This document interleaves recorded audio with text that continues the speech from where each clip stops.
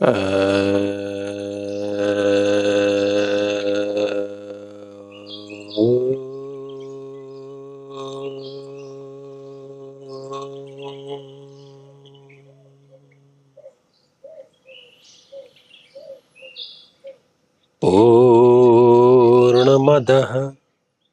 पूर्णमिदं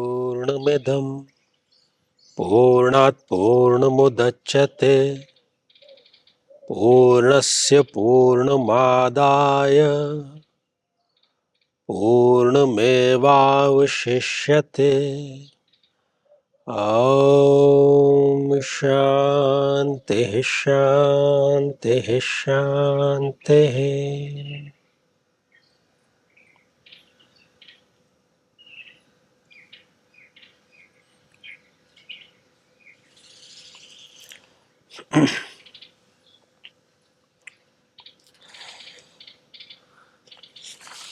साथियों, आज जिस जिज्ञासा, जिस प्रश्न को सम्मिलित किया गया है वो है कि गुरुदेव कार्य बहुत करते हैं, मेहनत भी बहुत करते हैं, लेकिन उसका कोई परिणाम मिलता नहीं। और फिर मन ये करता है कि कार्य करें ही क्यों, मेहनत करें ही क्यों। स्वाभाविक सा प्रश्न है। जब भी हम कोई कार्य, कोई ध्येय, कोई उद्देश्य हाथ में लेते हैं तो हमारे मन में सबसे पहले उसका फल, उसके सपने, उसका परिणाम, उसका रिजल्ट जो है वो हमारे सामने मंडराने लगता है। कहीं ना कहीं वो प्रेरणा भी हमें देता है। लेकिन जितने भी लोग हैं इस दुनिया में, वो केवल 3 प्रकार से ही कार्य कर सकते हैं। कार्य का जो विज्ञान है, साइंस ऑफ वर्किंग जो है, वो 3 स्तरों तक सीमित है। चौथा कोई तरीका, कोई स्तर होता नहीं। सबसे पहले जिस कैटेगरी के, जिस वर्गीकरण के लोग हैं, वो ये कहते हैं कि जब परिणाम हमारे हाथ में है ही नहीं, जब परिणाम मिलना नहीं मिलना मेरे हाथ में नहीं है, तो फिर कार्य किया ही क्यों जाए।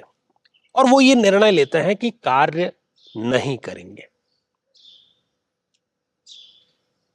ये जो कैटेगरी, ये जो वर्गीकरण, ये जो क्लासिफिकेशन है, ये है तामसिक लोगों का। इस प्रकार की विचारधारा, आइडियोलॉजी तामसिक विचारों की होती है और वो कार्य को नहीं करने का निर्णय ले लेते हैं।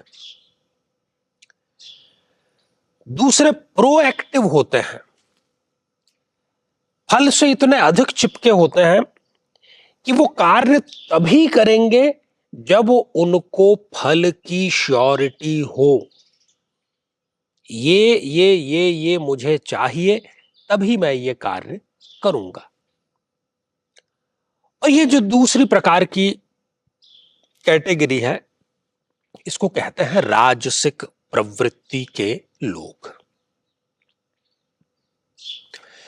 और तामसिक और राजसिक, इसके बीच में ही पूरी जिंदगी हर एक मनुष्य घूमता रहता है, डोलता रहता है। कभी वो तामसिक प्रवृत्ति की अधिकता में होता है, कभी राजसिक प्रवृत्ति की अधिकता में होता है। जब राजसिक प्रवृत्ति में अधिक समय तक रह जाता है, तब लौट करके तामसिक हो जाता है। जब तामसिक में बहुत अधिक लंबे समय तक रह जाता है, तो वो राजसिक में लौट जाता है। लेकिन जो सही, संतुलित, सटीक, शुद्ध, सर्वोत्तम जो तरीका है, वो है इन दोनों से इतर सात्विक तरीका।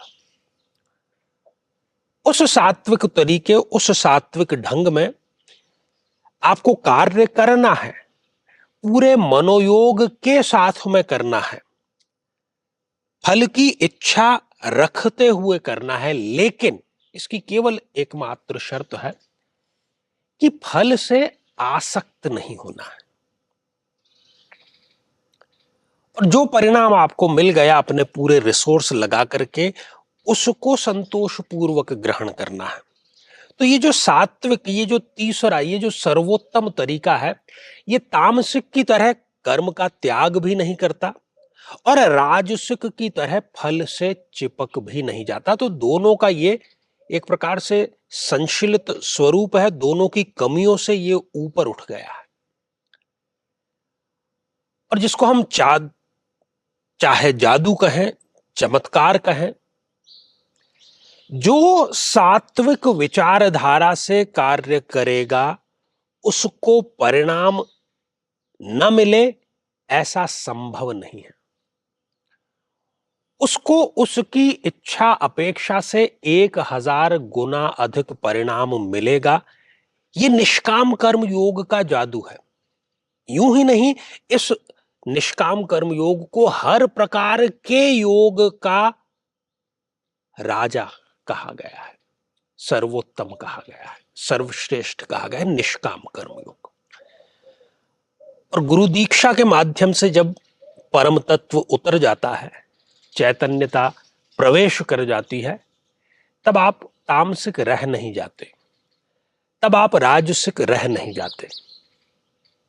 तब एक ही राजपथ बचता है और वो है निष्काम कर्मयोग का सात्विक मार्ग।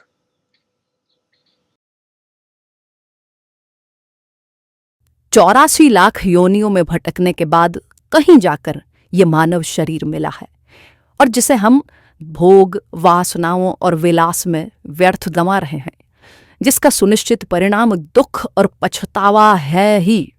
जब तक जीवन है, सुख और दुख का ये क्रम तो चलता ही रहेगा, लेकिन गुरुदेव के आशीर्वाद से आप सदैव आनंदित, हर्षित और प्रसन्न बने रह सकते हैं। ये एक पुनर्जीवन के समान है। परम पूज्य गुरुदेव आचार्य चंद्रकांत जी से गुरु दीक्षा प्राप्त कर अपने जीवन को सार्थक बनाएं, ताकि आपको अलौकिक, पारलौकिक और सांसारिक सभी सुखों की प्राप्ति हो सके।